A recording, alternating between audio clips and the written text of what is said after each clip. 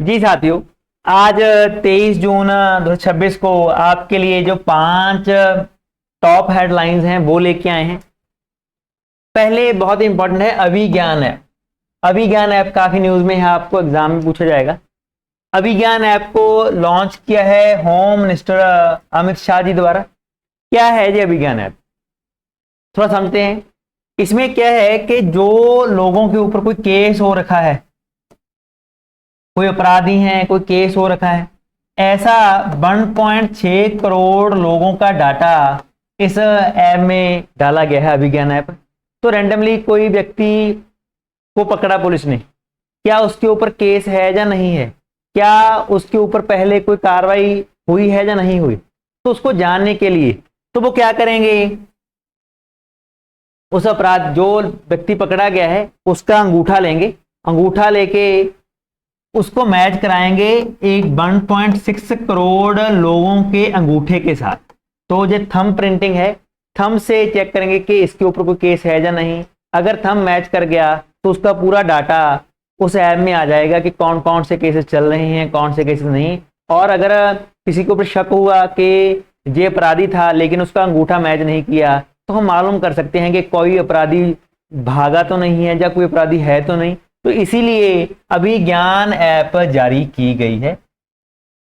इसको किसने जारी किया, याद रखना है, national crime record bureau, NCRB. तो एनसीआरबी इंडिया की एक एजेंसी है जो ऐसे क्राइम रिपोर्ट्स को जारी करने के लिए काम करती है, उसके द्वारा ये किया गया है। सारे ही स्टेट्स इसमें कवर किए गए हैं, कोई भी स्टेट इससे बाहर नहीं है। आगे बढ़ते हैं।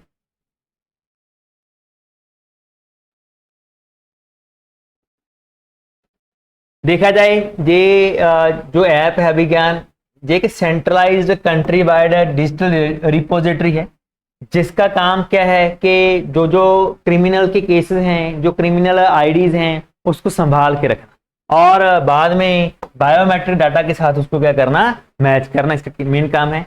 बेनिफिट क्या होगा, रियल टाइम बायोमेट्रिक आइडेंटिफिकेशन हो जाएगी। साथ ही साथ कह रहे हैं कि 35 सेकंड में, 35 सेकंड में ये अपने रिजल्ट दिखाएगी। तो बहुत जल्दी पुलिस वालों को मालूम चलेगा और बहुत जल्दी वो फैसला ले सकते हैं कि जो व्यक्ति पकड़ा गया है उसका कोई बैकग्राउंड क्रिमिनल तो नहीं है। और साथ साथ में ऑल इंडिया लेवल का एक सेंट्रलाइज्ड क्रिमिनल डाटाबेस बन जाएगा, जिससे कि इंडिया में जो पुलिस की इन्वेस्टिगेशन केसेस की है उसको बनाना क्या होगा, और इजी हो जाएगा। आगे चलते हैं, नेक्स्ट न्यूज के ऊपर फोकस करते हैं। अगली है गूगल का प्रोजेक्ट निम्बस। ये ध्यान में रखना, तो गूगल का एक प्रोजेक्ट चल रहा है निम्बस।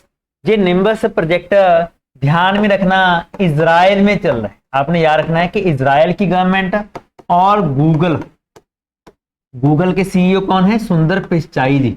इसको आपने याद रखना है, सुंदर पिचाई गूगल के सीईओ हैं, चीफ एग्जीक्यूटिव ऑफिसर हैं। इनका प्रोजेक्ट चल रहा है और इनके ऊपर आरोप है कि इसने लगभग 100 स्टूडेंट्स की पैलेस्टीन के लोगों के ऊपर नजर रखने के लिए इसको क्या किया जा रहा है, यूज किया जा रहा है।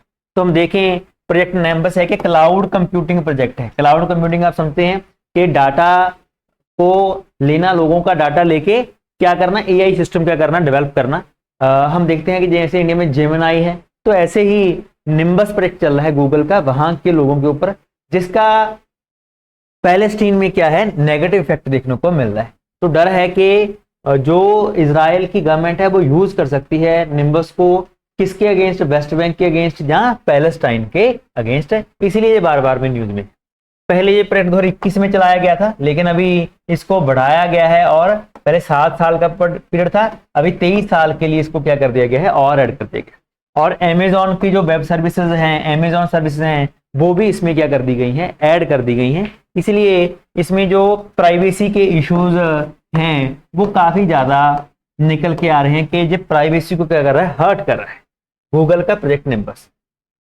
तीसरा, बायोचार के ऊपर काफी ज्यादा इंपॉर्टेंट आर्टिकल आया कि बायोचार क्या है। पहले तो ये रखना कि बायोचार है क्या, कि जो वेस्ट हमारे पास बच जाता है, जैसे कि वीट का वेस्ट हुआ, शुगर केन का वेस्ट हुआ, तो हम उस वेस्ट को in the absence of oxygen, अगर ऑक्सीजन की गैर मौजूदगी में हम क्या करते हैं, हीट करते हैं 450 डिग्री टेम्परेचर के ऊपर, तो वो जो वेस्ट है वो अपने आप को बायोचार में क्या कर देगा, कन्वर्ट कर देगा लगभग 24 घंटे। और अब हम इसको यूज कर सकते हैं अलग अलग कामों में, जैसे कि किल्न, ऐसे जे गिट्टी की फॉर्म में बायोचार बन जाता है और इसमें अभी कोई पोल्यूशन नहीं है। बड़ी बात यह है कि इसके बाद इसमें कोई पोल्यूशन नहीं बचता, क्योंकि इसमें सारी CO2 क्या हो जाती है, खत्म हो जाती है। तो अब इसको यूज कर सकते हैं हम किसके लिए, अवॉइड स्टबल बर्निंग, जो स्टबल के कारण ना धुआं होता है, तो अगर हम उसका बायोचार बनाएंगे तो धुएं की प्रॉब्लम क्या होगी, कम होगी। अगर इसी बायोचार को ऐड कर दिया जाए सॉइल में, तो बताया जा रहा है कि जो प्रोडक्टिविटी है, फर्टिलिटी है सॉइल की, वो भी क्या हो जाती है, इंक्रीज हो जाती है। और ये हेल्प करता है पानी को, मॉइस्चर है जो मिट्टी में, उसको बढ़ाने का काम करता है, जिसके कारण हम देखते हैं जो सैलिनिटी बढ़ रही है एग्रीकल्चर की, वो भी क्या हो जाएगी, कम हो जाएगी। तो हमें ग्लोबल वार्मिंग के जो प्रिकॉशंस हैं, ग्लोबल वार्मिंग जो बढ़ रही है, उससे भी हम इसको बचा सकते हैं। तो काफी अच्छा प्रोजेक्ट है। न्यूज में क्यों है कि इंडिया ने कहा है कि हम अभी फोकस करेंगे कि जितना भी हमारा वेस्ट होगा हम उसको कन्वर्ट करेंगे किसमें, बायोचार में। बायोचार मैंने आपको बताया कि मेनली बनता है जो वुड, लकड़ी के छोटे छोटे चिप्स होते हैं उससे, प्लांट के रेजिड्यू या फिर manure of agriculture waste product, इसको यूज किया जा सकता है। और इसका जो प्रोडक्ट है, या तो वो गिट्टी बनती है, अगर उसको और गर्म किया जाए तो बायो ऑयल बनता है, हम उसको यूज कर सकते हैं energy as well as fuel की फॉर्म। बायोचार एक ब्लैक, काले रंग का, highly porous, light weight, fine grained compound होता है, जिसमें लगभग 70% क्या है, कार्बन। तो इसका जो फ्यूल की वैल्यू है कि इसमें बहुत ज्यादा एनर्जी होती है, तो हम उसको यूज कर सकते हैं अलग अलग कामों में, एनर्जी के लेने के कामों में इसको यूज कर सकते हैं। आगे चलते हैं, इसकी इंपॉर्टेंस क्या है मैंने आपको बताई कि क्रॉप रोसिडी, जो वेस्टेज बचा बर्निंग करते हैं बाद में, उससे जो पोल्यूशन होता है उससे हम बच सकते हैं, और प्रोडक्टिविटी को क्या कर सकते हैं, इंक्रीज कर सकते हैं। चौथी न्यूज है राखीगढ़ी स्केल्टन्स, बहुत इंपॉर्टेंट है भाई, ये ऐसे एग्जाम पूछे जाते हैं। राखीगढ़ी क्या है, हड़प्पा की एक साइट है, हड़प्पा की साइट है, कहां पे है, हरियाणा में। ये हरियाणा की सबसे बड़ी हड़प्पन साइट है। अभी इसमें क्या है, 5 स्केल्टन मिले हैं, 5 स्केल्टन, 5 लोगों के शव मिले हैं, जो कि उसकी बॉडी होती है। माना जा रहा है कि ये स्केल्टन लगभग 400 से 5000 साल पुराने हैं, लगभग 5000 ओल्ड हैं। इनमें से 3 स्केल्टन लेडीज के और 2 स्केल्टन बॉय की मेल हैं। तो हम जानते हैं कि हम उन स्केल्टन की मदद से मालूम कर सकते हैं कि उस टाइम उन लोगों का कल्चर क्या था। जैसे कि जो स्केल्टन मिले हैं उनके पास काफी ज्यादा मात्रा में घड़े मिले हैं, तो हम उनके रिचुअल्स को समझ सकते हैं कि वो घड़े अगर पास मिले हैं तो उस टाइम का क्या रिचुअल होता होगा, या फिर साथ साथ में उन लोगों को कौन सी मरे हैं तो कौन कोई बीमारी हुई होगी, कौन सी बीमारी थी, कौन से माइक्रोब्स थे, सारी बातें हम मालूम कर सकते हैं उन स्केल्टन से। तो अच्छी बात है। लगभग पहले 62 स्केल्टन पहले ही मिल चुके हैं, 5 अभी और मिले हैं, लगभग 67 स्केल्टन हमें राखीगढ़ी हरियाणा से क्या है, प्राप्त हुए। चलो, तो वही मैंने बताया आपको, माउंट नंबर जो 7 है वहां से ये 5 स्केल्टन हमें क्या है मिले हैं, लगभग 40 घड़े मिले हैं, जो पहले से ज्यादा है। पहले 22 मिले थे एक जहां पे बॉडी है, लेकिन अभी 40 मिले। उसमें पेंटेड अर्थन पॉट्स हैं, कॉपर एंड गोल्ड की ऑर्नामेंट्स हैं, टेराकोटा टॉयज हैं और अर्थन स्टैंड्स है इसमें देखे गए। लास्ट न्यूज है कि इनविजिबल ड्रोन्स, इनविजिबल ड्रोन्स, ये क्या कंसेप्ट है इनविजिबल ड्रोन्स का। साथियों, हाल ही में यूक्रेन और साउदर्न लेबनान में देखा गया कि फाइबर ऑप्टिक ड्रोन्स को यूज किया गया। आमतौर पर जो ड्रोन्स हम यूज कर रहे हैं उन ड्रोन्स में माइक्रोवेव्स या रेडियो वेव्स यूज होती हैं, जिनको डिटेक्ट करना इजी है, मालूम चल जाता है कहां से ड्रोन आया। लेकिन अभी ऐसे ड्रोन्स बनाए जा रहे हैं जिनको कोई भी रेडियो फ्रिक्वेंसी की जरूरत नहीं है, इसलिए उनको डिटेक्ट करना बहुत मुश्किल है, एकदम आगे आ जाते हैं, इसलिए इनको इनविजिबल ड्रोन्स कहा जा रहा है। हाल ही में यूक्रेन ने यूज किए हैं इनको रशिया के अगेंस्ट। कौन सी टेक्निक के ऊपर फोकस है?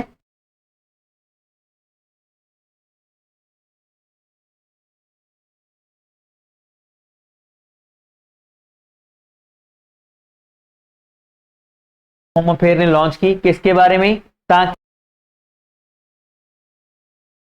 की जा सके। गूगल का प्रोजेक्ट चल रहा है निम्बस, कहां पे? इजराइल में।